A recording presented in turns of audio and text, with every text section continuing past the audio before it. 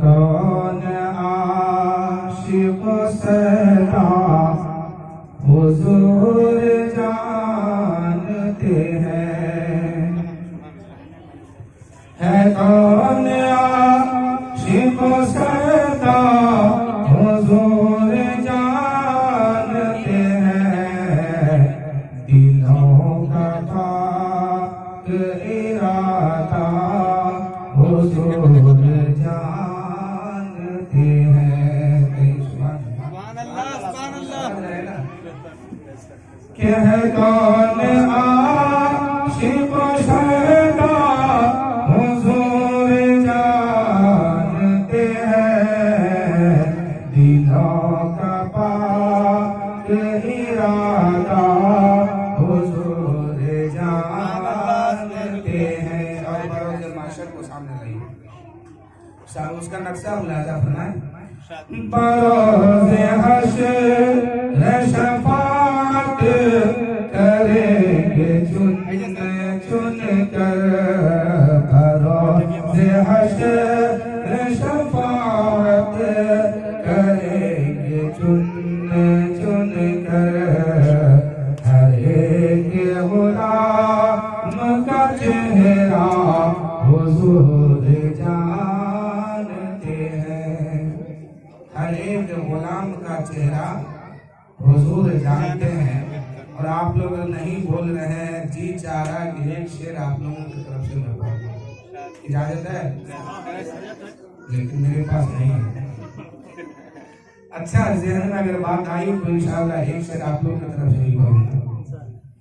کہ بروز محشر شفاعت کریں گے چن چن کر، ہر ایک غلام کا چہرہ حضور جانتے ہیں، انہیں خبر ہے کہیں سے پڑھو درود ان پر، انہیں خبر ہے کہیں سے پڑھو درود ان پر، تمام دہر کا نقشہ حضور جانتے ہیں، تمام دہر کا نقشہ حضور جانتے ہیں۔ اتنا بڑا شعر دیکھیے، آپ لوگ چپ چاپ ہے، لگتا ہے کہ اب پڑھنا پڑے گا۔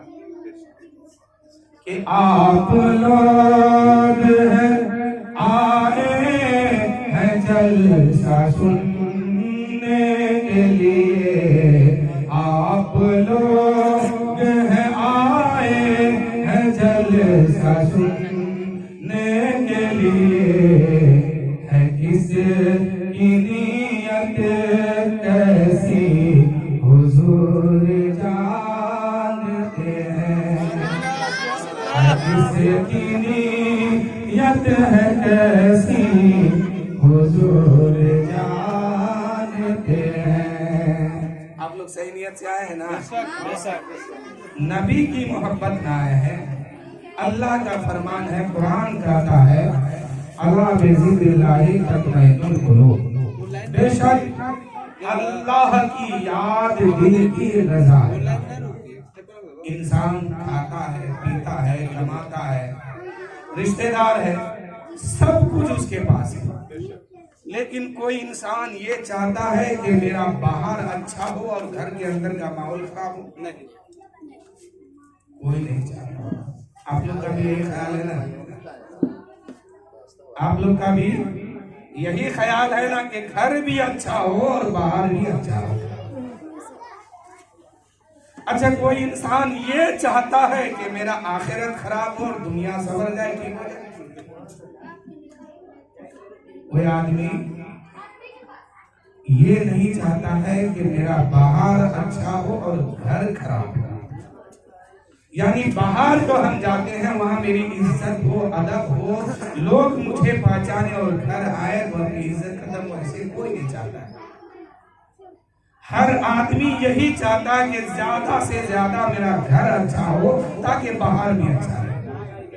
آپ مجھے ایمانداری کے ساتھ ایک جواب دیجیے سوال کا کہ کوئی آدمی یہ چاہے گا کہ ہم مرنے کے بعد جو میرا حشر ہوگا وہ خراب ہو اور دنیا میرا اچھا ہو؟ پھر جو لوگ دین چھوڑ کے دنیا کماتے ہیں، پھر جو لوگ آخرت چھوڑ کر کے آخرت کی فکر نہ کر کے دنیا میں مشغول ہو گئے، بتائیے وہ لوگ کیا کر رہے ہیں؟ یقین کے ساتھ میں کہہ سکتا ہوں ایسے آدمی کا آخرت خراب ہو رہا ہے اور دنیا سور رہا ہے، جبکہ دنیا کیا ہے؟ ایک چند دن یہاں آنا ہے، ایک نوکری کرنے کے لیے آپ یہاں آئے، آپ یہاں ہمیشہ رہنے کے لیے نہیں آئے ہیں، چند دن کے لیے آئے ہیں، آپ سفر میں ہیں۔ مثال کے طور پر آپ کے محلے میں ہم آئے جلسہ میں میلاد کرنے، اور میلاد شریف کے بعد ہم یہ چاہیں گے کہ آپ کے گھر کے بغل میں اپنا گھر بنائیں، زمین خریدیں، یا آپ رشتہ داروں کے ہاں آئے ہیں، کل چلے جائیں گے، پرسوں چلے جائیں گے، 4 دن بعد جائیں گے، 5 دن بعد جائیں گے، 10 دن بعد، ایک نہ ایک دن آپ یہاں سے ضرور جائیں گے۔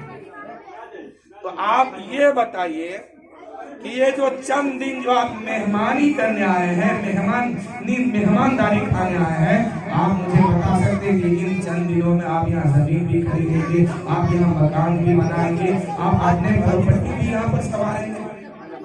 نہیں ہو سکتا۔ کیا ہے کہ آپ ایک لمحہ کے لیے یہاں پہ آئے، ایسے ہی دنیا میں انسان آیا ہے۔ اللہ کے نبی فرماتے ہیں کہ دنیا آخرت کی کھیتی ہے، جیسا یہاں کر کے جائیں گے آخرت میں ویسا ہی پائیں گے۔ یعنی یہاں آپ مہمانداری کھانے آئے ہیں، جیسے آج آپ یہاں پہ آئے ہیں کل چلے جائیں گے، ایسے ہی دنیا میں آپ تشریف لائے ہیں، ایک نہ ایک دن یہاں سے جانا ہوگا۔ تو جہاں ہمیشہ رہنا ہے، جس کے بعد پھر ختم نہیں ہونا ہے، جو زندگی ملے گی وہ ہمیشہ کے لیے ملے گی، وہاں موت بھی نہیں ہے، ہمیشہ باقی رہنا ہے۔ تو انسان کو فکر وہاں کی کرنی چاہیے۔ آپ مسافر ہیں، چاہے کہیں سے آئے، انسان دنیا میں مسافر ہے۔ یہ مسافر جیسے انسان اپنے گھر سے کچھ دن کے لیے کہیں جاتا ہے تو مسافر بنتا ہے، ایسے ہی عالم ارواح سے آپ کا سفر شروع ہوا۔ آپ وہاں سے کہاں آئے؟ باپ کی پشت پر آئے، آپ کی روح باپ کی پشت پر رکھا گیا، پھر وہاں سے ماں کے شکم میں باپ پر آئے ہیں، پھر کچھ دن وہاں گزرتا ہے، کچھ مرحلہ وہاں گزرتا ہے، اس کے بعد پھر آپ دنیا میں آ گئے۔ آپ بتائیے کہ عالم ارواح سے سفر شروع ہوا، ہوش و حواس کے ساتھ ہر جگہ پہ ہے، ہر جگہ آپ کے ساتھ ہوش بھی ہے، حواس بھی ہے، عقل بھی ہے، شعور بھی ہے۔ آپ دنیا میں آئے تو عالم ارواح کی خبر نہیں بتا سکتے ہیں کہ وہاں ہم کیا تھے، کیوں نہیں بتا سکتے؟ وہاں کی بات ذہن سے نکال دیا گیا۔ باپ کے پشت پہ آئے، کچھ دن کچھ مدت وہاں گزری، پھر ماں کے پیٹ میں آئے، کچھ دن کچھ لمحہ وہاں گزرا، پھر ہم دنیا میں آ گئے۔ اب دنیا سے جب ہم جائیں گے وہ قبر کی دنیا ہوگی، یعنی آخرت کی دنیا ہوگی۔ اب جو وہاں فیصلہ ہونے والا ہے اس کے بعد پھر آپ ختم نہیں ہوں گے، ہم بھی ختم نہیں ہوں گے، ہمیشہ ہمیشہ باقی رہنا۔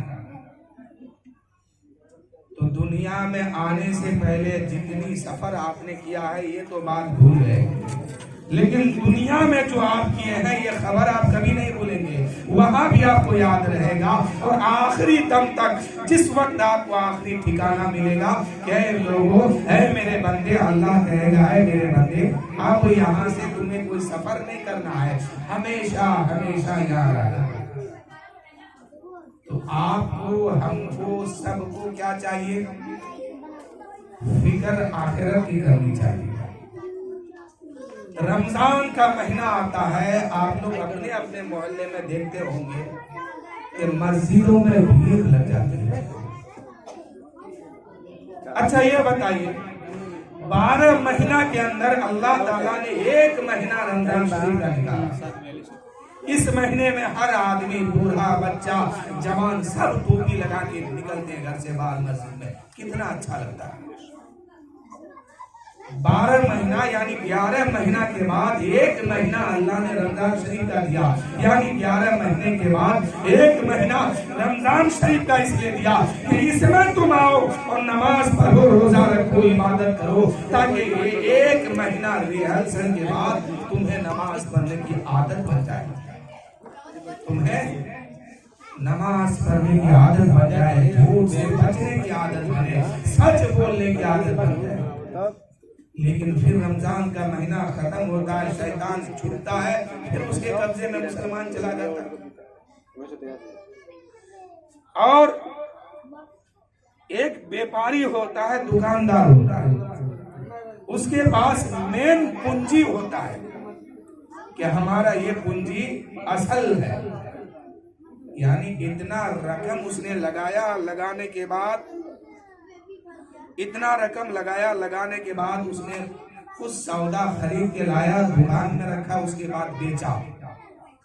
कुछ दिन के बाद सारे पैसे को इकट्ठा किया, उसके बाद अपनी रकम वो निकाला, जो बचा उस मुनाफे में गया, अब उसको वो जोड़ने बैठता है। मुद्दल रकम जो है उसको निकालने के बाद मुनाफा को जोड़ते हैं। अब 11 महीना ये जो अय्याशी करते हैं मुसलमान और नमाज नहीं पढ़ते हैं, इबादत नहीं करते हैं, और रमजान शरीफ में रोजा रख करके मस्जिद पहुंचा है, कभी तिलावत भी करता है, कभी नफल नमाज भी पढ़ता है, कभी तस्बीह भी पढ़ता है। ऐ मेरे दोस्तों, ये नमाजी वैसे ही है जिसकी मुद्दल रकम गायब है और मुनाफा जोड़ने के लिए मस्जिद पहुंचा है। यानी 11 महीने की नमाज इसकी गायब है। अल्लाह ने तो इसको फर्ज किया है आप पर। असल मुद्दल रकम आपकी क्या है? 5 वक्त नमाज है। आपने 11 महीना कमा करके, मैं आप कह रहा हूं तो अपने ऊपर मत समझिएगा, मैं सबको कह रहा हूं, अपने आप को भी कह रहा हूं, अपनी कौम से कह रहा हूं, चाहे वो औरत हो, मर्द हो, जिस पर फर्ज है मसला उसी को कह रहा हूं कि 11 महीने की आपकी नमाज कज़ा होगी और आप मुनाफा जोड़ने के लिए मस्जिद पहुंचे हैं रमजान के महीने में। मुझे वो व्यापारी मूर्ख लगता है जिसकी असल मुद्दल रकम गायब है और मुनाफा जोड़ने के लिए बैठा है। कोई भी दुकानदार अपनी असल पूंजी गवा करके मुनाफा जोड़ने को नहीं बैठता है, पहले वो असल पूंजी निकालता है कि हमने 20,000 रुपया उसमें लगाया, तो 20,000 निकालने के बाद जो बचता है उसको गिनता है कि कितना मुनाफा हुआ। और आपकी हमारी तो या जिसकी भी 11 महीने की नमाज कज़ा हो गई, बताओ उसको नफल क्या फायदा देगा? हुजूर फरमाते हैं कि एक रकात नमाज जानबूझ करके अगर कोई छोड़ देता है तो उसको करोड़ों साल जहन्नम में चल रहा होगा। फिर किस ख्याल में आप हैं कि हम मरेंगे, चलिस्मा होगा, कुरान खानी होगा, कुरान खानी होगी, उसके बाद हम बख्शे जाएंगे? ये कौन सा इस्लाम है? कौन सा मजहब और कौन सी किताब में है? यहाँ हुजूर की हदीस बता रही है कि जो इंसान जानबूझ करके नमाज छोड़ता है उसको करोड़ों साल जहन्नम में जलना होगा। अब जिसकी उम्र 50 साल हो गई और उसने नमाज नहीं पढ़ा तो बताइए इसका हिसाब क्या होगा? हमारे जहन में तो यही बात आती है कि हम कुरान खानी करते जाएंगे, बख्शे जाएंगे, बख्शे जाएंगे। नहीं मेरे दोस्तों, आप कुरान खानी कीजिए, ये मुस्तहब है और सवाब का काम है। अगर मुद्दल रकम आपके पास है तो ये नफा देने वाली चीज है, और अगर मेन पूंजी गायब है तो फिर उसी दुकानदार की तरह होगा गुर्बत वाला हाल कि असल पूंजी गवा दिया है, चॉकलेट लेके हिसाब लगा रहा है कि कितना का मैंने बेचा, कितना बचा। अल्लाह फरमाता है कि तुम्हारे दिल की जो ग़िज़ा है वह हमारी याद है, यानी खुदा की इबादत है। बंदा आया दुनिया में, कमाया, मेहनत किया, मुशक्कत किया, सब कुछ किया, लेकिन उसको सुकून नहीं मिलता है। चोर चोरी करने जाता है और चोरी करके वापस भी आता है, लेकिन उसके दिल में हमेशा एक बात रहती है कि कहीं मैं पकड़े ना जाऊं, मेरा नाम ना भूल जाए समाज में। आज ہمارے لیے یا آپ کے لیے ایک ایک نیکی بہت کمی دکھائی دیتی ہے، لیکن آخرت میں ایک ایک نیکی کروڑوں کا درجہ رکھے گی۔ ایک ایک نیکی کے لیے لوگ جہنم میں جا کے جلے گا، ایک ایک نیکی کے لیے انسان جنت میں پہنچ جائے گا۔ حضرت عیسیٰ علیہ نبینا علیہ الصلوۃ والتسلیم، حضرت موسیٰ علیہ نبینا علیہ الصلوۃ والتسلیم کا ایک واقعہ ہے کہ ان کے دور میں حضرت موسیٰ علیہ السلام اپنے دور میں اپنے دو ماننے والے کو ملک شام کے ایک علاقے میں بھیجا ہوگا کہ وہاں جا کے دعوت و دین کی تبلیغ کرو، دعوت دو، لوگوں کو کلمہ پڑھاؤ، دین سکھاؤ، اور دین میں جو باتیں فرض ہے وہ بتاؤ۔ یہ شخص دونوں شخص کو بھیجا۔ جب اس گاؤں میں وہ پہنچے تو وہاں جانے کے بعد سب سے پہلے ایک چرواہ سے ملا، چاہے گائے چرا رہا تھا یا بھینس چرا رہا تھا یا بکری چرا رہا تھا، چاہے جو بھی ہو اس سے ملا۔ جا کے بات ہوئی، ابھی وہ ایمان نہیں لایا تھا، ان لوگوں نے جا کے کہا کہ دیکھو ہم موسیٰ علیہ السلام کے طرف سے آئے ہیں، وہ اللہ کا نبی ہے، ان کو مانو اور جس پوجا تم کرتے ہو اس کو چھوڑ دو۔ یعنی ایک خدا کو مانو، وحدہ لا شریک ہے، اس کے برابر کوئی نہیں ہے، وہی سب کو پیدا کیا ہے، وہی سب کو پالتا ہے، وہی سب کو رزق دیتا ہے، زندہ رکھنا اس کا کام ہے، مارنا بھی اس کا کام ہے، اس کی پوجا کرو، اس کو مانو، ایک وحدہ لا شریک کو مانو۔ اس نے کہا، اس چرواہ نے کہا کہ کوئی تمہارے پاس پروف ہے، ثبوت ہے؟ اس نے کہا ہاں۔ یہ مبلغ جو دو گئے تھے حضرت موسیٰ علیہ السلام کی طرف سے، کہا کہ ہاں میرے پاس پروف ہے۔ اس نے کہا کیا پروف ہے؟ کہا کہ ہم مادر ذات اندھے کو، یعنی جو ماں کے پیٹ سے اندھا بن کے پیدا ہوا ہے، اس کے آنکھ میں ہم روشنی پیدا کر دیتے ہیں۔ اللہ نے یہ طاقت ہمیں دی۔ جو بول نہیں سکتا ہے، چاہے وہ دنیا میں آنے کے بعد گونگا ہو یا ماں کے پیٹ سے بھی گونگا پیدا ہوا ہو، ایسے لوگوں کی زبان ہم عطا کرتے ہیں اللہ کی کرم سے۔ کہا کہ ہاں، وہ چرواہ نے کہا کہ دیکھو میرا ایک بیٹا مدتوں سے بیمار ہے، بہت دن سے بیمار ہے، اس کی تم علاج کرو۔ کہا کہ ٹھیک ہے، اس کے پاس لے چلو۔ وہ چرواہ اپنے گھر لے گئے یہ دونوں مبلغ کو، جو دین کی بات بتانے گئے تھے، شریعت کی بات بتانے گئے تھے، موسیٰ علیہ السلام کا دین بتانے گئے تھے، ان کی شریعت بتانے گئے تھے، اور خدا وحدہ لا شریک کا پرچار کرنے گئے تھے کہ اے لوگوں خدا کو ایک مانو۔ جب اس کے بیٹے کے پاس یہ گئے تو کیا ہوا کہ یہ دونوں شخص اس کے سر پہ ہاتھ پھیرتے ہیں، وہ بیٹا ان کے کھڑا ہو گیا، ان کو شفا مل گئی۔ اب جو ہی وہ بیٹا جو مدتوں سے بیمار تھا، کچھ دن سے بیمار تھا، یہ دونوں مبلغ کا ہاتھ اس کے سر پہ پڑتا ہے، وہ بچہ فوراً اٹھ کے کھڑا ہو جاتا ہے اور مسکرا دیتا ہے۔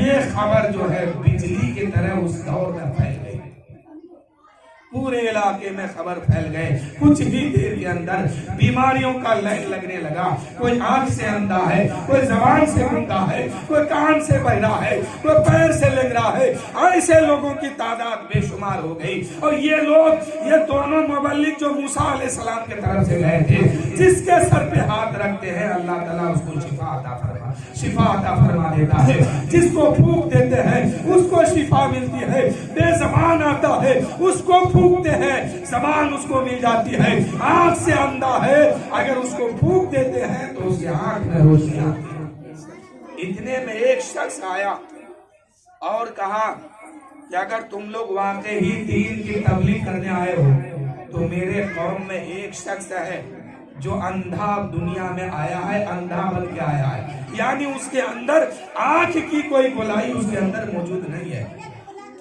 پورا ایک دم سمپل ہے، اس کے پاس نہ آنکھ کی کوئی نشانی ہے نہ کوئی جگہ ہے۔ کہا کہ لے چلو اس کے پاس، لے کے گئے۔ لے کے جانے کے بعد ان لوگوں نے، دونوں شخص نے اللہ کی بارگاہ میں دعا کی۔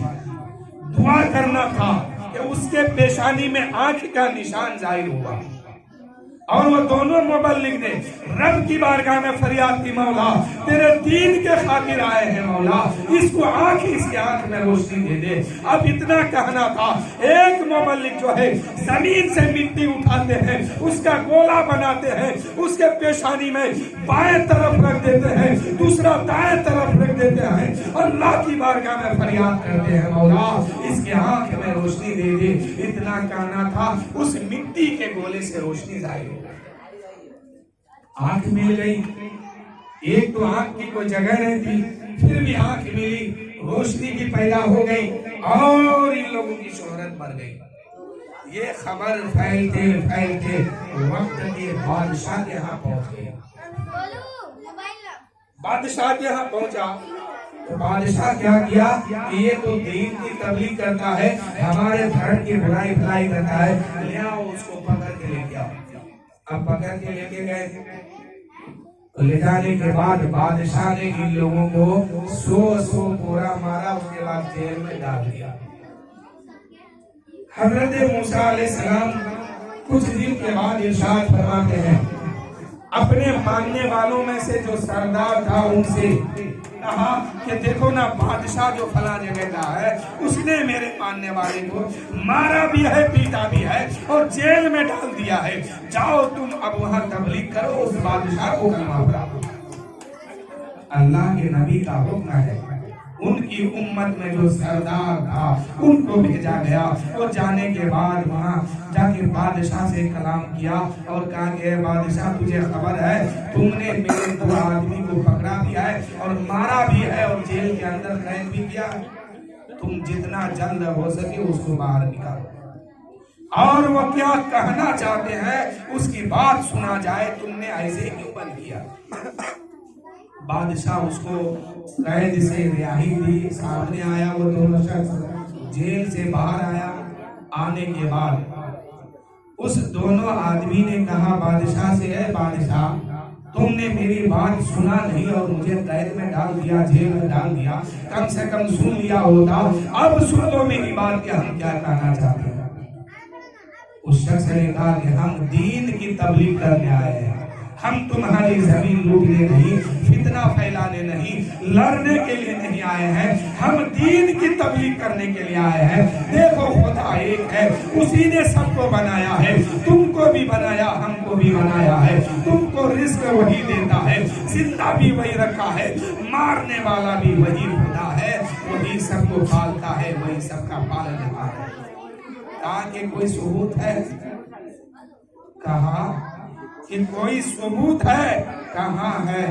کہا کہ ہم لوگ اندھوں کی آنکھ میں روشنی پیدا کر دیتے ہیں، ہم لوگ دعا کرتے ہیں، اللہ تعالیٰ اندھوں کی آنکھ میں روشنی پیدا کر دیتا ہے، بہروں کے کان میں سننے کی سماعت پیدا کر دیتا ہے، گونگے کو زبان عطا فرما دیتا ہے، لنگڑے کو چلنے کی طاقت پیدا فرما دیتا ہے، یہ میرا رب کا کرم ہے۔ بادشاہ نے کہا کہ کیا تم لوگ مردے کو بھی زندہ کر دیتے ہو یا تمہارا خدا مردے کو بھی زندہ کرتا ہے؟ اس دونوں آدمی نے کہا، تینوں آدمی، اب تعداد 3 کی ہے، تینوں آدمی نے کہا ہے بادشاہ کیسی بات کرتے ہو، جب وہ زندگی دے سکتا ہے، موت دے سکتا ہے تو مردوں کو زندہ کیوں نہیں کر سکتا؟ اتنا سننا تھا۔ بادشاہ نے کہا دیکھو نا، میرے ایک کسان کا بیٹا مر گیا، 7 دن گزر گیا، اس کے باپ کے آنے کی انتظار ہم کرتے ہیں، اگر تم زندہ کر سکتے ہو تو اسے زندہ کر دو۔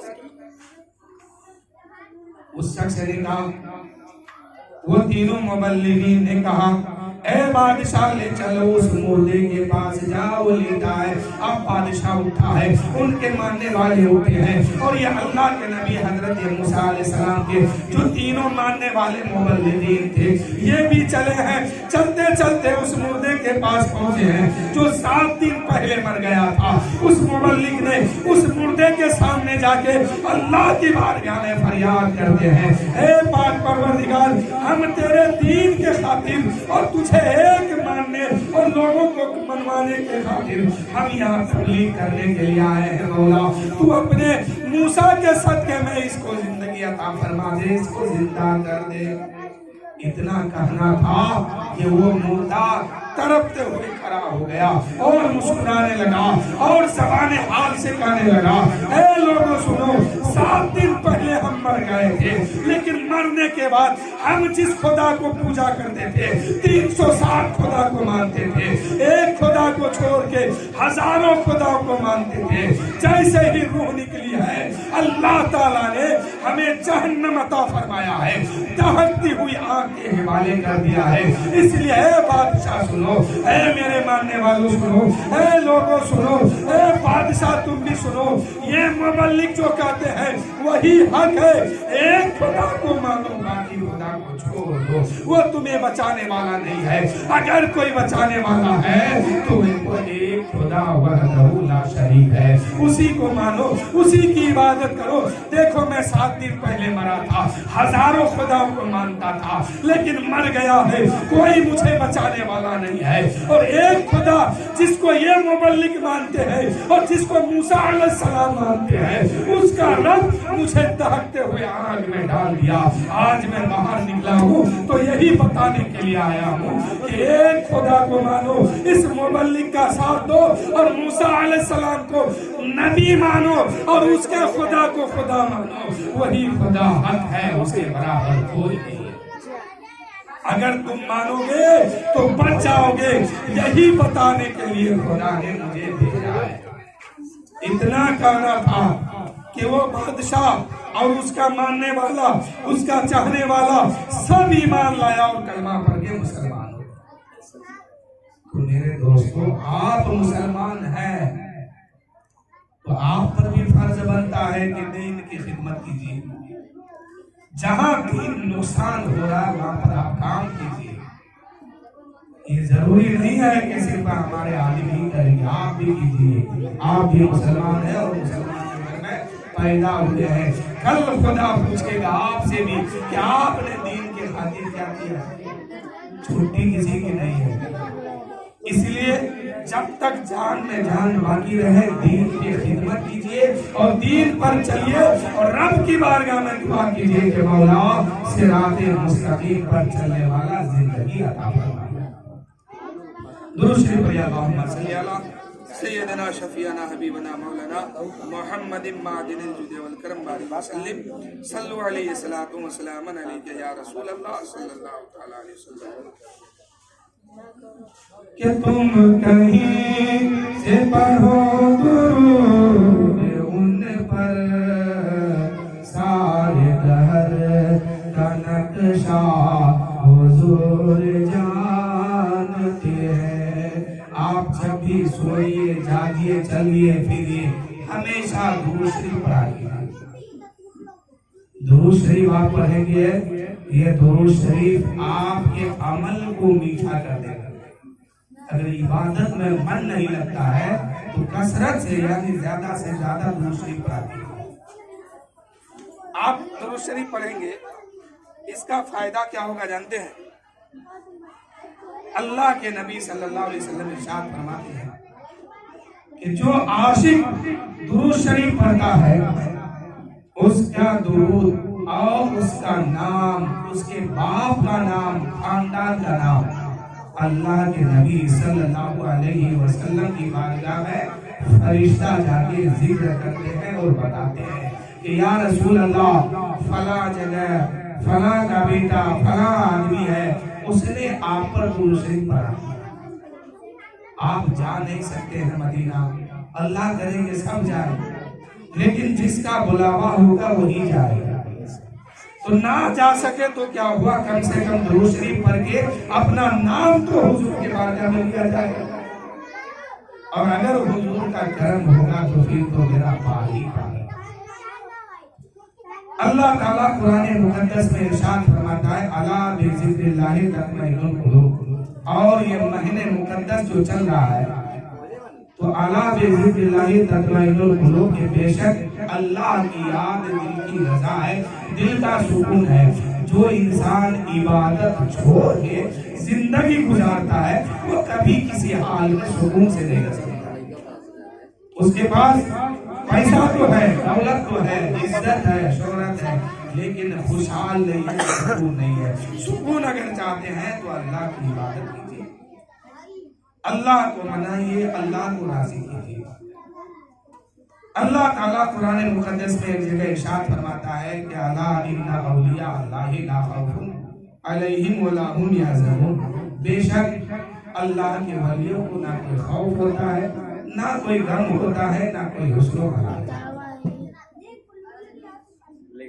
ایک اللہ کا ولی راستے سے جا رہے تھے، جاتے جاتے جاتے جاتے جب جنگل کا راستہ شروع ہوا تو بھوک لگی، پیاس لگی، بھوک نے نڈھال کر دیا تو کیا دیکھا کہ دریا میں بہتا ہوا ایک سیب جا رہا ہے۔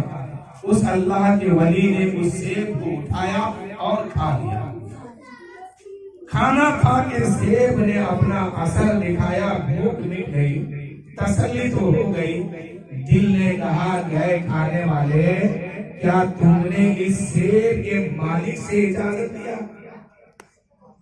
کل اگر میدان محشر میں اگر سیب کا مالک سوال کر دیا کہ میرے بغیر اجازت سے تم نے سیب کھایا، اس کا بدلہ دو، تب کیا حال ہوگا؟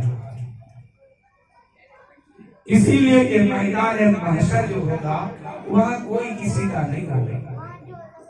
ایک باپ تمنا کرے گا اپنے بیٹے کے بارے میں کہ کاش میرا بیٹا اپنی نیکی مجھے دے دیتا اور وہ جہنم میں چلا جاتا، میں جنت میں چلا جاتا۔ یہ خیال ہوگا وہاں۔ اس سیب کھانے والے نے سوچا کہ اگر میدان محشر میں مجھ سے سوال ہو گیا کہ بغیر اجازت کا تم نے سیب کھایا، اس کی قیمت دو، تو میں کیا جواب دوں گا؟ اس لیے اب اس نے کیا کیا، الٹا آنا شروع کیا۔ آتے آتے آتے آتے کیا دیکھتے ہیں، ایک باغان سیب کا ہے، اس کا ایک درخت ندی کے کنارے پر لگا ہے اور اس کی ایک شاخ پانی کے اوپر لٹک رہا ہے۔ دل نے کہا ہو سکتا ہے سیب اسی ٹہنی سے گرا ہوگا۔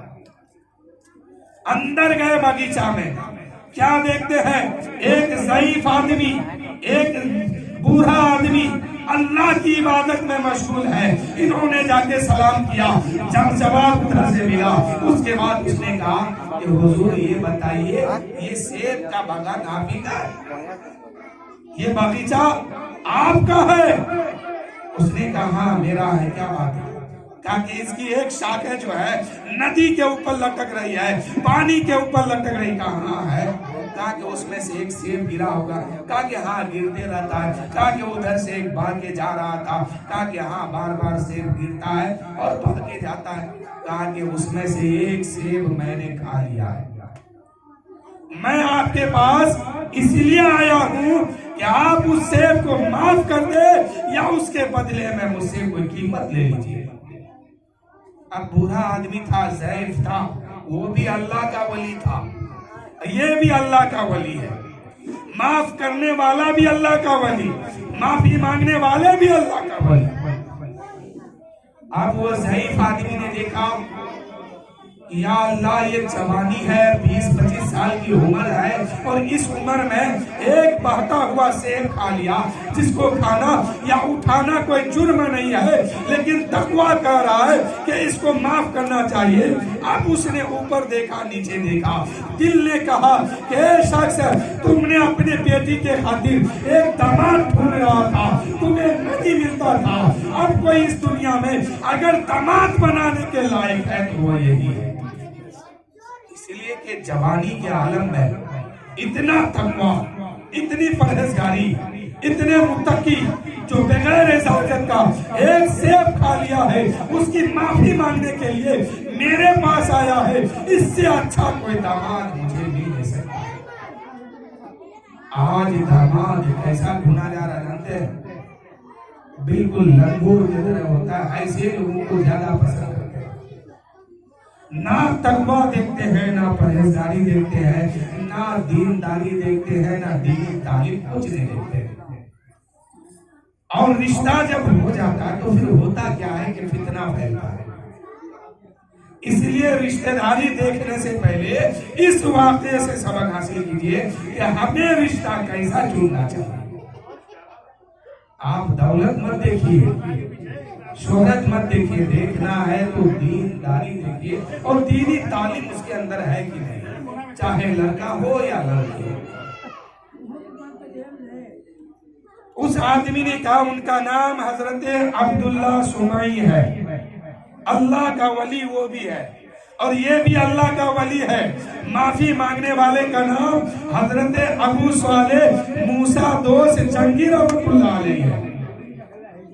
جب انہوں نے دیکھا کہ اس کم عمر میں ایک سیب کے لیے مجھ سے معافی مانگنے آئے ہیں تو اس سے اچھا نوجوان کوئی مجھے نہیں ملے گا، اس لیے اگر داماد بنانے کے لائق ہے تو وہ یہی ہے۔ داماد بنانے کے لائق اگر کوئی ہے تو وہ یہی ہے۔ اس نے کہا، عبداللہ سمعی نے کہا، اے شخص میں معاف تو کر دوں گا مگر ایک شرط ہے۔ کہا کیا شرط ہے حضور؟ میں ہر کام کرنے کے لیے تیار ہوں، آپ جلدی کیجئے، کہیں سے وہ پیٹ میں جا کے گل نہ جائے، اس سے خون نہ بن جائے اور میرے جسم میں پھیل نہ جائے، اس لیے اس سے پہلے آپ مجھے معاف کیجئے، چاہے جو بھی شرط ہو میں ماننے کے لیے تیار ہوں۔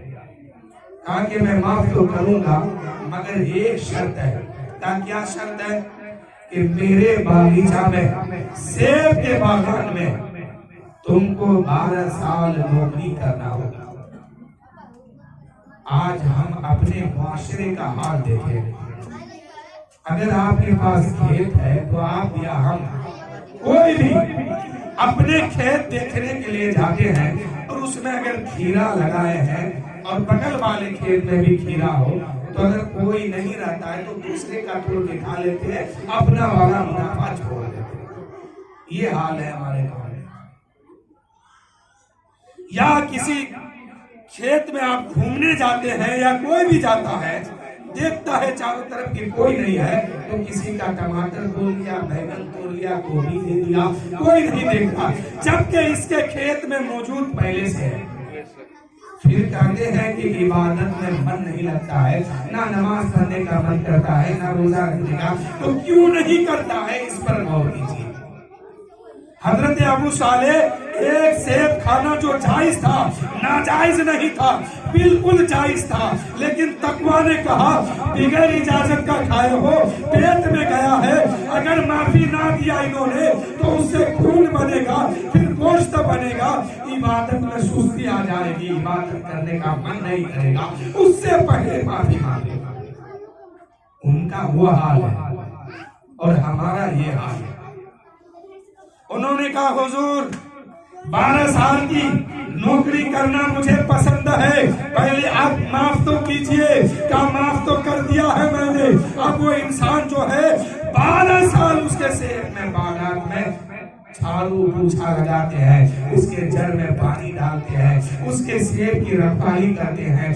تاریخ میں بات آتی ہے کہ آندھی چلتی تھی، طوفان چلتی تھی، چاروں طرف کے باغات کے ہر پھل جو ہے زمین میں گر جاتا تھا، لیکن عبداللہ سمعی کے باغات میں کوئی پھل آندھی یا تیز ہوا چلنے کی وجہ سے کبھی گرتا نہیں تھا۔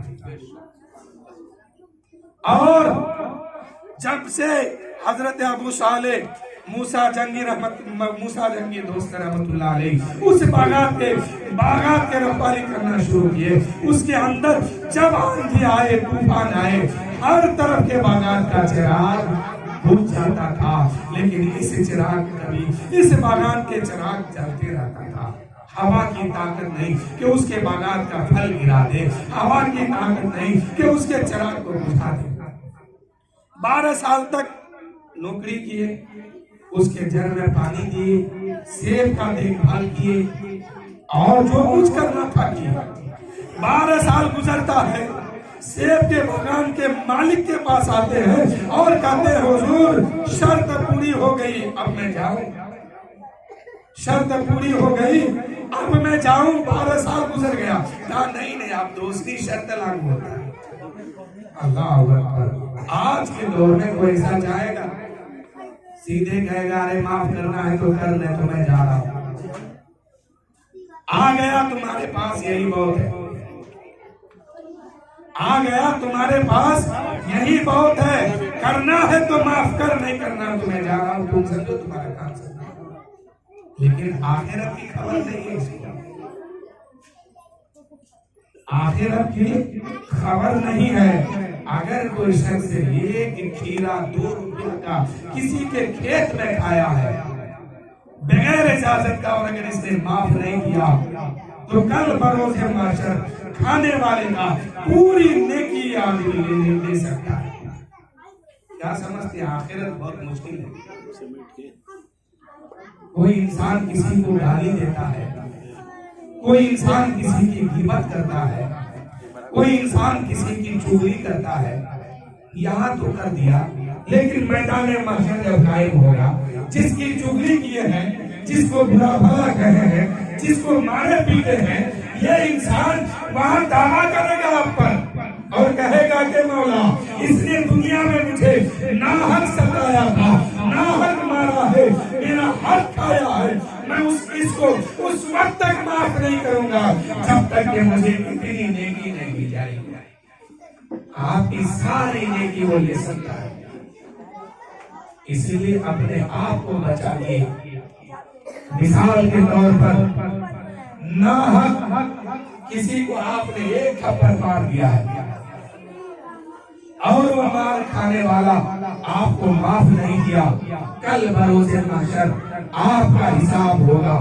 پیچھے سے یہ شخص آئے گا اور کہے گا مولا اس کا حساب روکا جائے اور میری بات سنی جائے۔ رب فرمائے گا کیا چاہتے ہو؟ کہے گا مجھے دنیا میں ناحق اس نے مارا تھا، اب اس کی قیمت یہ ہے کہ اس کے پاس جتنی نیکی ہے یہ مجھے دے دیا جائے۔ اس لیے اگر کسی کا کوئی بھی لین دین ہو دنیا کے اندر تو اس سے معافی مانگیے اور اپنی خطا بخشا لیجیے۔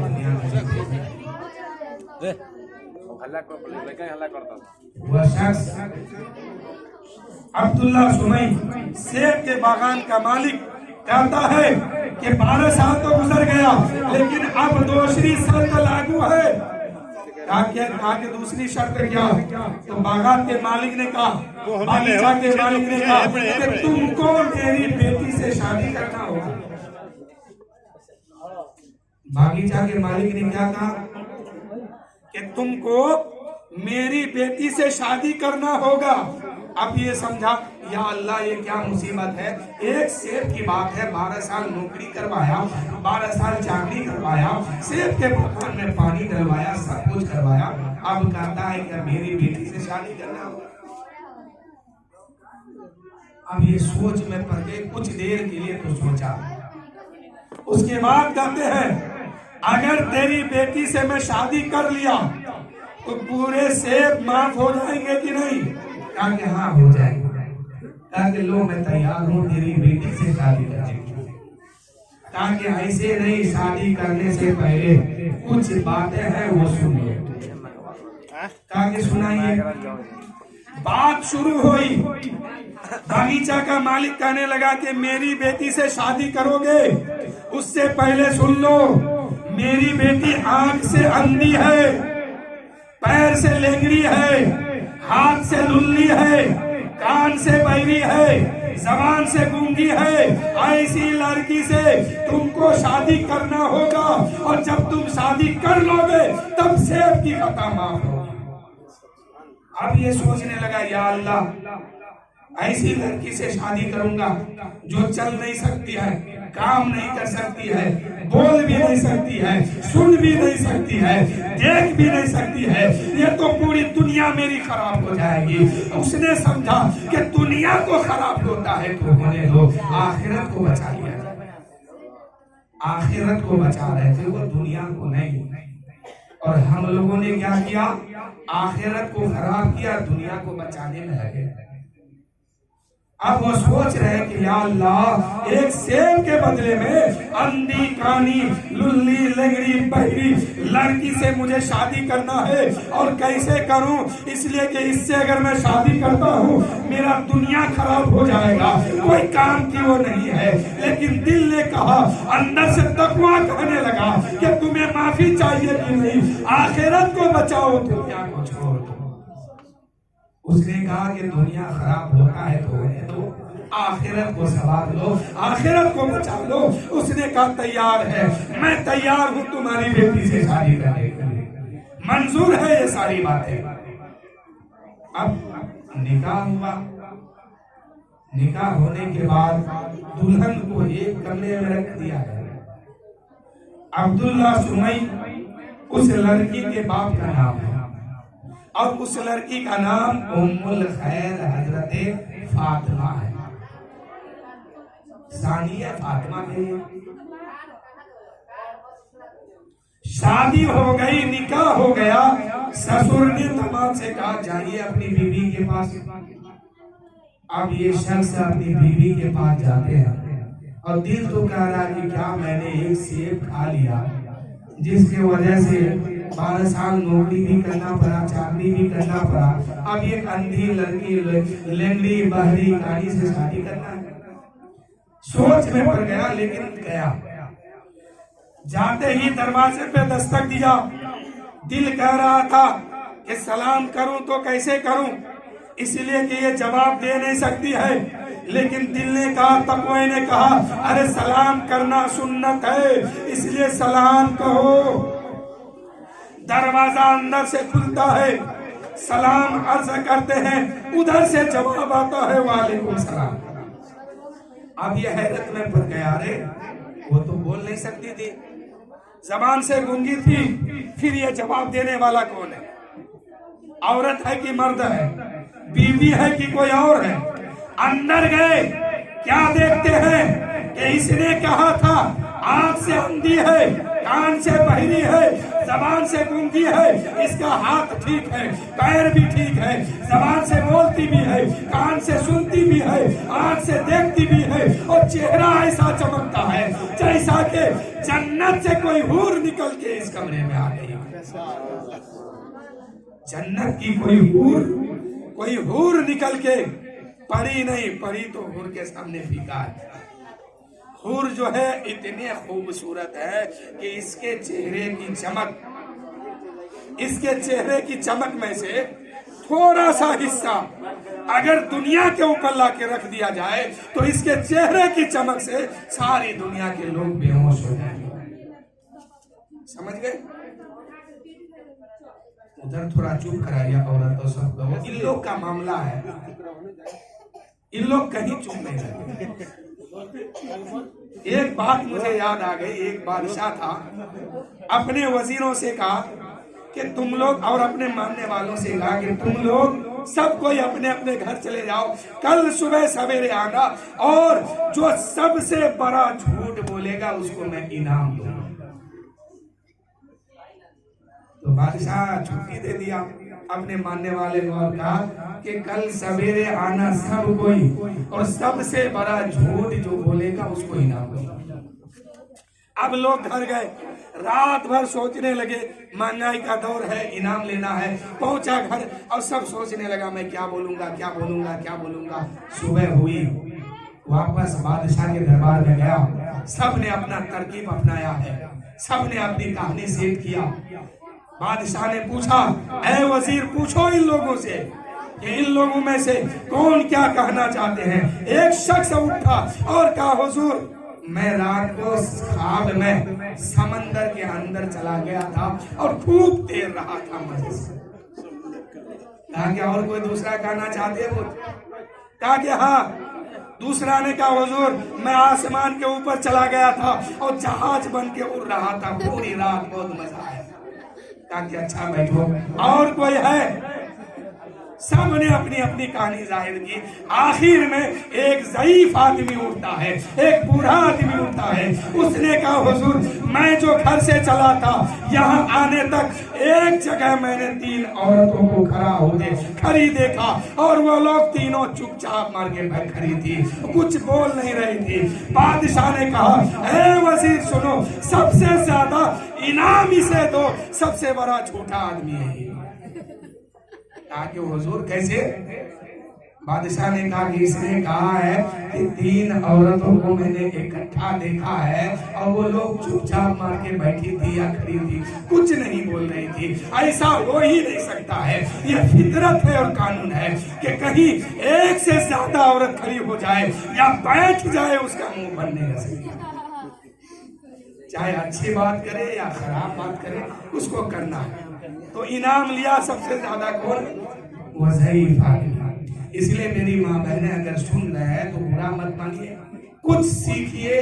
یہ زندگی کوئی کام کی چیز نہیں ہے. آج یہاں ہے، کل قبر کی دنیا میں جائیں گے، پھر وہاں کچھ کام آنے والا نہیں.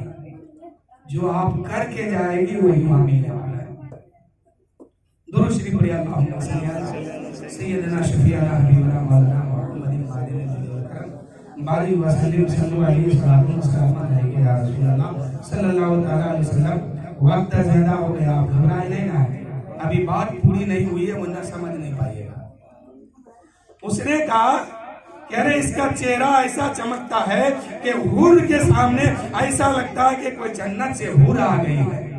اور حور کے بارے میں نے آپ کو بتایا نا کہ اس کے چہرے کی چمک میں سے اگر حصہ لگایا جائے اتنے خوبصورت ہے کہ اس کے چہرے کی چمک میں سے ایک سوئی کے نوک کے برابر زمین کے اوپر رکھا جائے تو اس سوئی کے نوک کے برابر اس کی خوبصورتی سے دنیا کے لوگ بے ہوش ہو جائیں.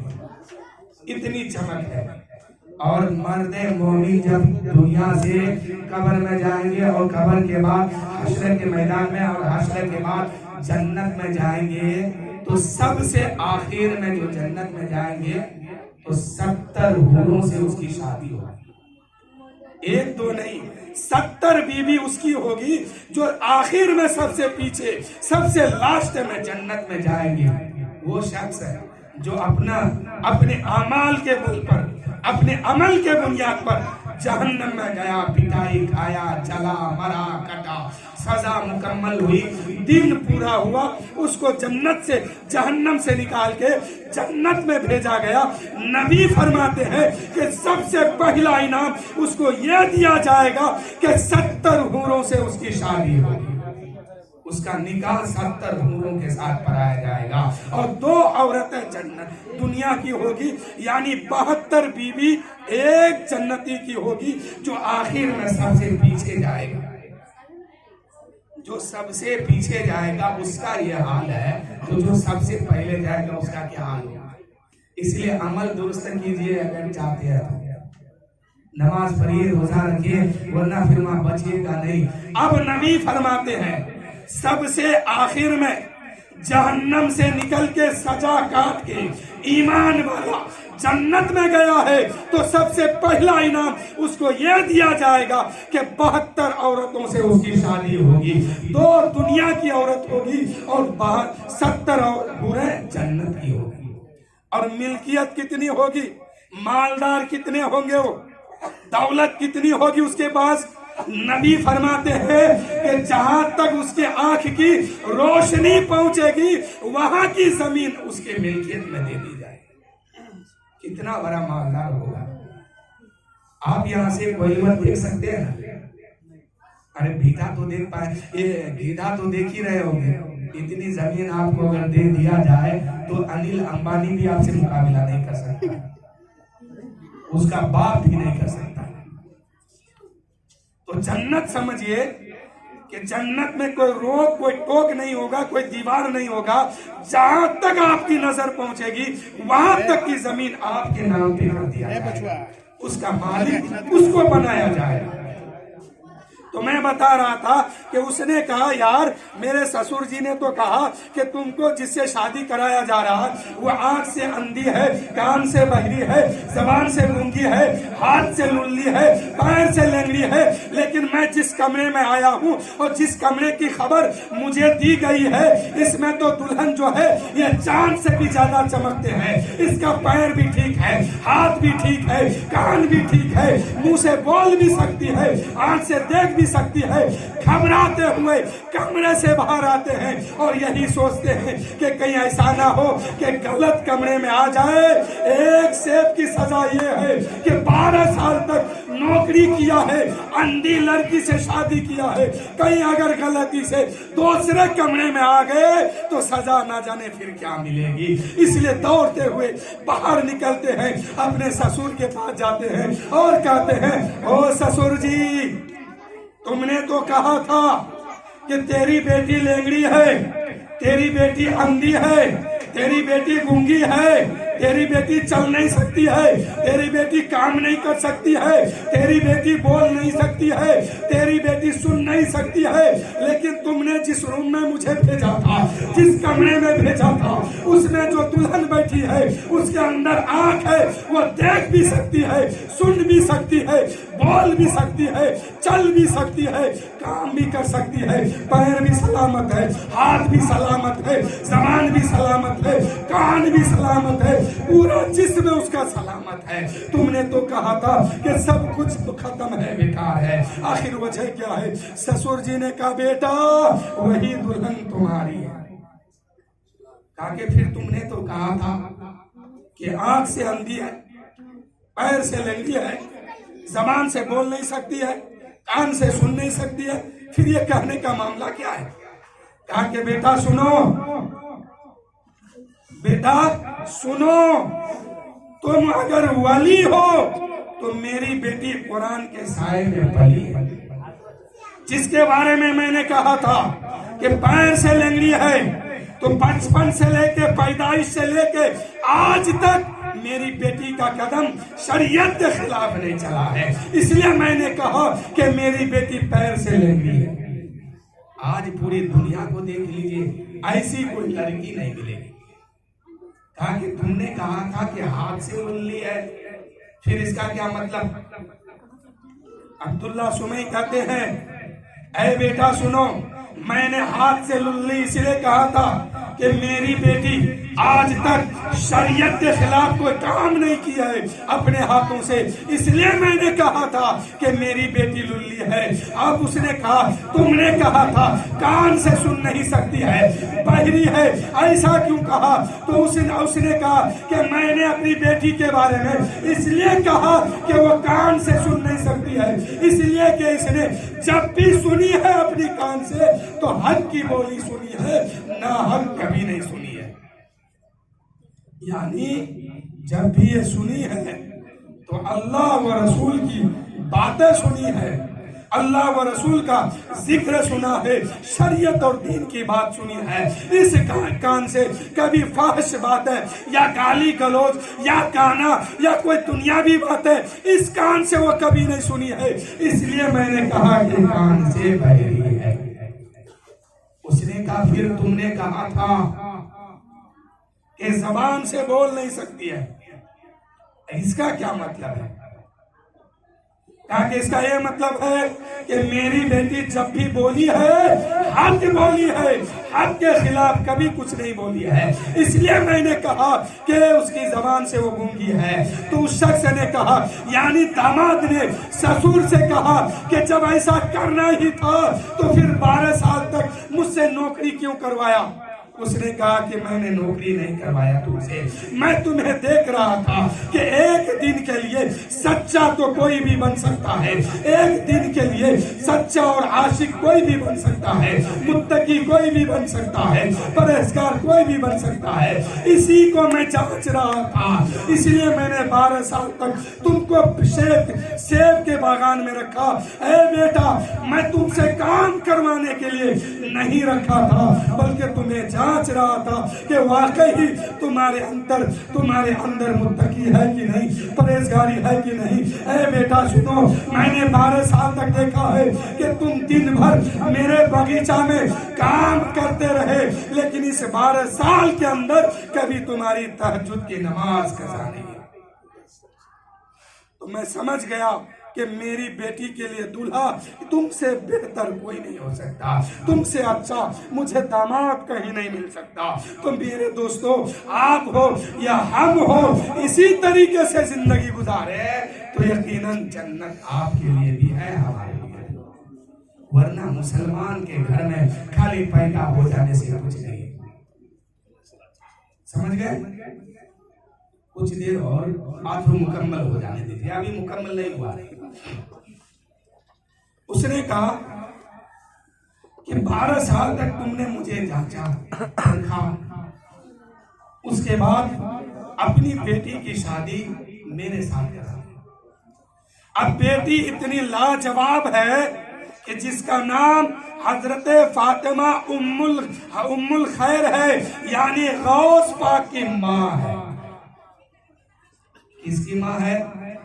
سیدنا شیخ عبد القادر پیران پیر 11ویں والے سرکار حضور غوث العظم دستگیر کی ماں ہے.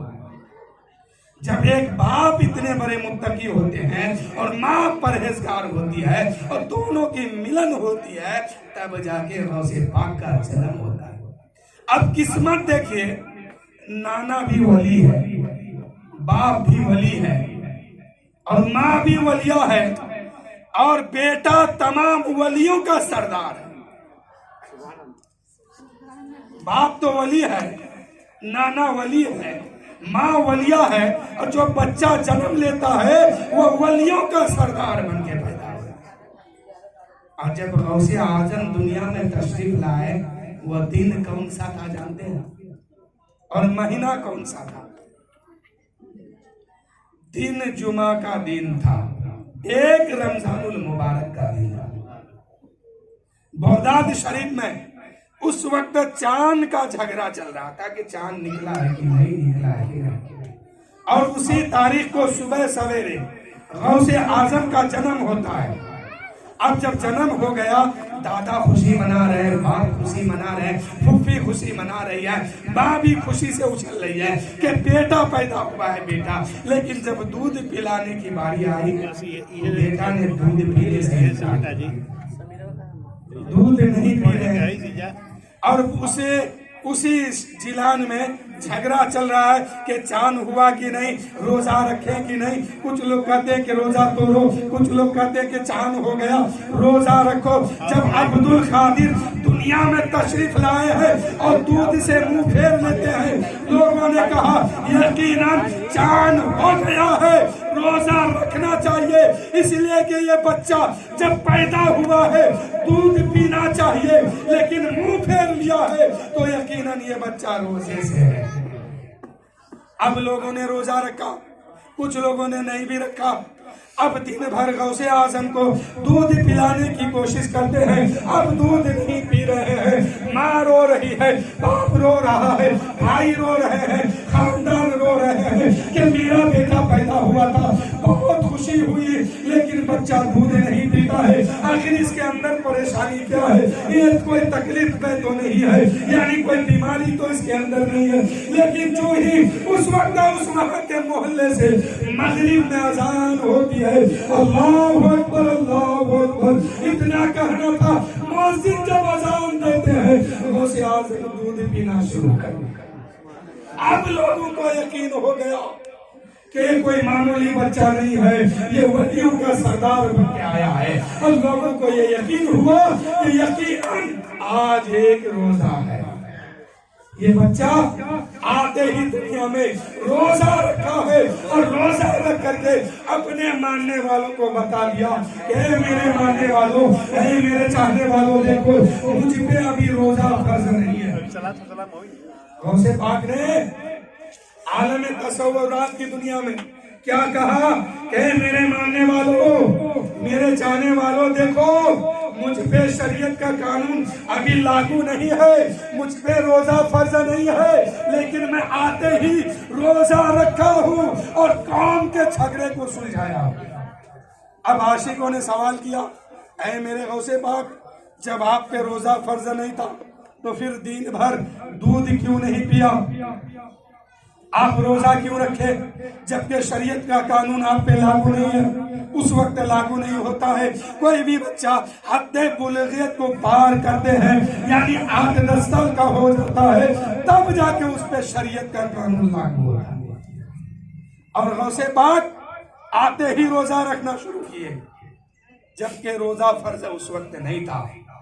تو غوث پاک کیا ذہن دیتے ہیں کہ میرے ماننے والوں، اگر واقعی تم مانتے ہو مجھے تو میرا طریقہ یہ ہے، ہم آتے آتے روزہ رکھنا شروع کر دیے ہیں، اگر تمہارے زندگی میں رمضان کا روزہ ملے تو اس فرض کو ادا کرنا۔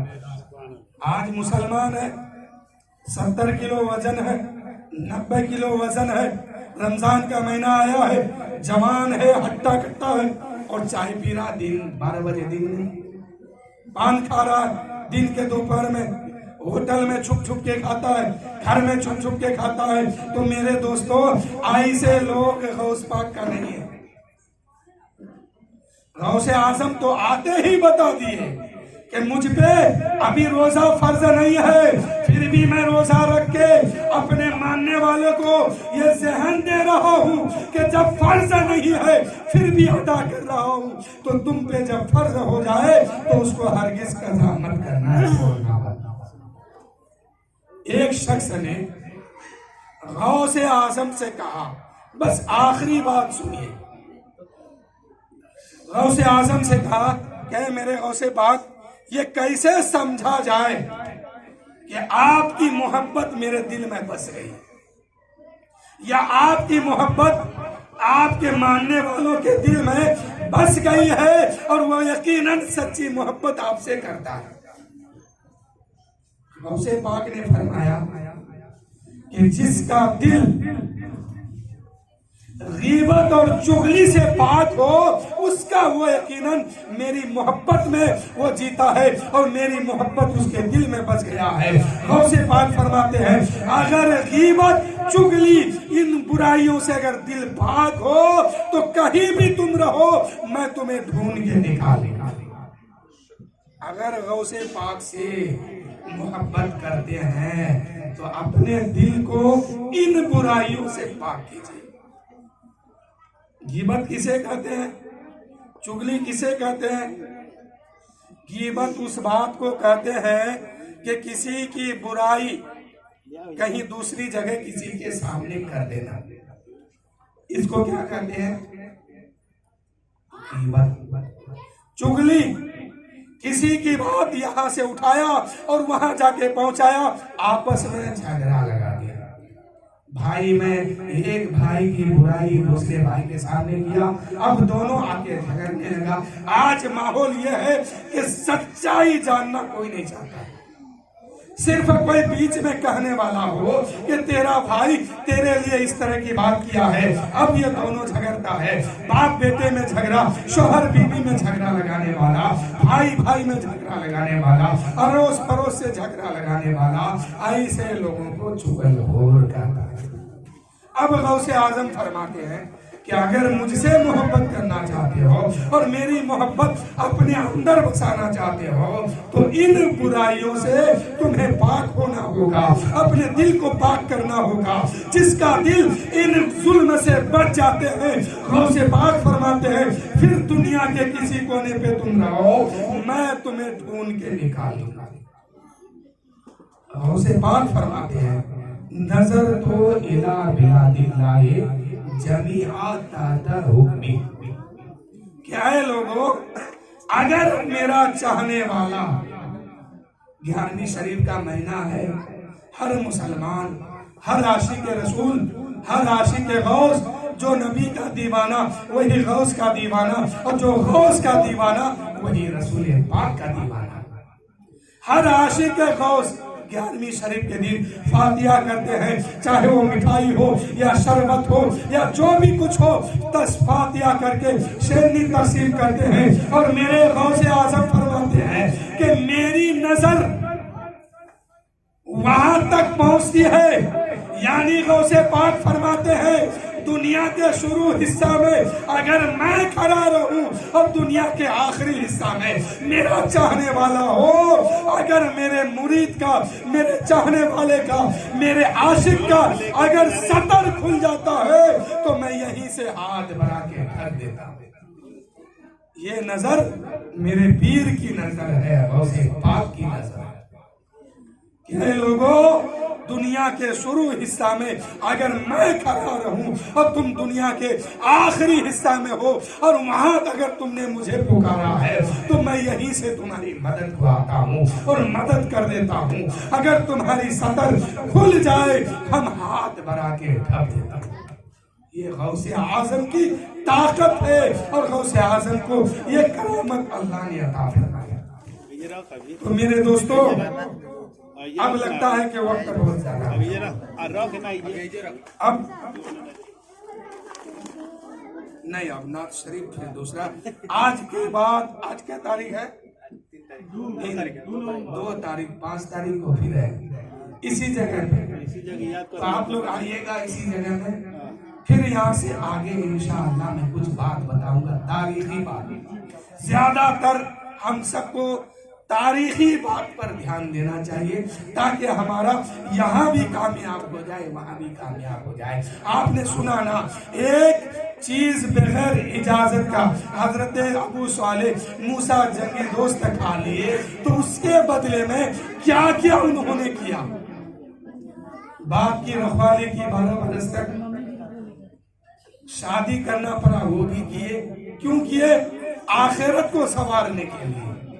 تو اس سے سبق حاصل ہم کو بھی اور آپ کو بھی کرنا چاہیے کہ ہمارا دنیا آخرت دونوں سنور جائے. اگر دنیا خراب ہوتا ہے تو ہو جائے لیکن ہم آخرت کسی بھی صورت میں خراب نہیں کر سکتے. تو آخرت کو سنواریے اور یہی خیال رکھیے میرے دوستو. ہمارے سماج میں کیا ہوتا ہے یا ہمارے قوم کے اندر کیا ہوتا ہے؟ ہٹا کٹا موٹا تازہ انسان ہوتا ہے، دن بھر کھاتا پیتا ہے لیکن توفیق نہیں ہوتی کہ چند رکعت نماز مسجد میں جا کے پڑھے. چلتا بھی ہے، پیر بھی سلامت ہے، پورے جسم سلامت ہے، صحیح سلامت ہے، بھی کھا رہا ہے، گھوم رہا ہے، لیکن یہ توفیق نہیں ہوتی کہ فجر میں نماز پڑھ لے، مسجد میں جا کے ظہر میں جا کے رب کے سامنے سجدہ کر لے. تو میرے دوستو یہ شریر جو ہے کسی کام کا نہیں ہے. مر جائیں گے تو ایک قبر میں کیڑے بچھو مکوڑے کا خوراک بن جائے گا. حضرت ابوبکر صدیق جنگ بدر کے موقع پر جب تمام کفار و مشرکین نے میرے نبی کو گھیر لیا تھا اور کوئی کہتا تھا کہ نبی کو مار دیا جائے معاذ اللہ، کوئی کہتا تھا کہ قتل کر دیا جائے معاذ اللہ، اور کچھ لوگوں نے ادھر ہلہ مچا دیا کہ نبی شہید ہو گئے. لیکن وہاں پر نبی پاک صلی اللہ علیہ وسلم کفاروں کے جھرمٹ میں موجود ہے اور صحابہ کرام میں سے ابو بکر صدیق ہے. تمام کفاروں مشرکین کوئی تیر چلاتا ہے، کوئی تلوار چلاتا ہے، کوئی پتھر اٹھا کے مارتا ہے. ابو بکر صدیق کبھی بائیں جاتے ہیں، کبھی دائیں جاتے ہیں، کبھی سامنے آتے ہیں، کبھی پیچھے آتے ہیں اور کہتے ہیں یا رسول اللہ ہم پیچھے اس لیے آتے ہیں پیچھے سے کوئی پتھر آپ کو نہ لگے یا رسول اللہ. ہم تو دائیں اس لیے آتے ہیں کوئی تیر آپ کو دائیں سے نہ لگے یا رسول اللہ. ہم تو سامنے اس لیے آتے ہیں کہ پہلے لگے تو ابو بکر صدیق کے سینے کو لگے، آپ کو نہ لگے یا رسول اللہ. ہم تو دائیں بائیں اس لیے آتے ہیں اور یا رسول اللہ جب تک یہ آپ کا دیوانہ رہے گا تب تک آپ پہ جان قربان کرتا رہے گا. ابو بکر صدیق نے وہیں پہ جواب دے دیا ہے کہ لوگوں نبی کی محبت میں اگر قربان ہو گئے ہوتے تو یقیناً میرے دوستو ہمیشہ کے لیے تیرا پار ہو گیا. ابو بکر صدیق نے ہمیں کیا سبق دیا؟ وہ دائیں کیوں جاتے تھے، بائیں کیوں جاتے تھے، آگے کیوں آتے تھے، پیچھے کیوں جاتے تھے؟ پتہ یہ چلا کہ یہ جان بڑی چیز نہیں ہے، ایمان بڑی چیز ہے. اے لوگوں تم اپنے جسم کو لے کے ہٹا کٹا جوانی لے کر کے دن بھر گھومتے پھرتے ہو لیکن نماز نہیں پڑھتے ہو. اس واقعے سے اپنے آپ کو سبق حاصل کرو اور دیکھو ابو بکر صدیق اپنے جسم کو نہیں بلکہ اپنی جان کو بچاتے ہیں، اپنی جان کو نہیں بلکہ اپنے ایمان کو بچاتے ہیں. میرے دوستو اللہ تعالیٰ کی بارگاہ میں دعا ہے کہ ہم سب کو دولت نہیں بلکہ اپنی جان بچانے کی توفیق عطا فرمائے. میرے دوستو نماز پڑھا کیجئے ابو بکر صدیق نے وہی دیکھا تھا کہ جسم کسی کام کا نہیں ہے، اگر ایمان بچ کے رہے گا تو جسم کی قیمت لگائی جائے گی، ایمان نہیں تو جسم کی کوئی قیمت نہیں ہوگی، کیڑے مکوڑے کا خوراک بن جائے گا۔ اس لیے اگر اس جسم کو قبر کے اندر بچانا چاہتے ہیں، عمل کو درست کر لیجئے، عمل کو ٹھیک کر لیجئے، صرف گھومنے سے نہیں ہوگا۔ گھومیے گا قبر میں جائیں گے، بچھو بھی کاٹے گا، سانپ بھی کاٹے گا، کیڑا بھی ٹوٹ جائے گا، مکوڑے بھی آ کے کھائیں گے۔ اگر بچنا چاہتے ہیں تو عمل درست کر لیجئے، عمل کو بچائیے، عمل بچ کے رہے گا، پھر اس جسم کی قیمت لگائی جائے گی۔ ایمان نہیں ہے، عمل نہیں ہے تو اس کی کوئی قیمت نہیں لگائی جائے گی۔ اس لیے ایمان بچائیے، عمل کو سدھاریے۔ اللہ تعالیٰ کی بارگاہ میں دعا ہے کہ مولا ہم سب کو زیادہ سے زیادہ عمل کرنے کی توفیق عطا فرمائے، اور مولا یہ محفل پاک جو ہے بالخصوص شادی کے سلسلے میں سجایا گیا ہے، مولا اس شادی کو سنت مصطفیٰ پہ عمل کر کے ان لوگوں کو کرنے کی توفیق عطا فرما، اور مولا اس نکاح کو تو اپنے حبیب کے صدقے میں قبول بھی فرما۔ وآخر دعوانا الحمدللہ رب العالمین۔ آئیے سب ملتے ہیں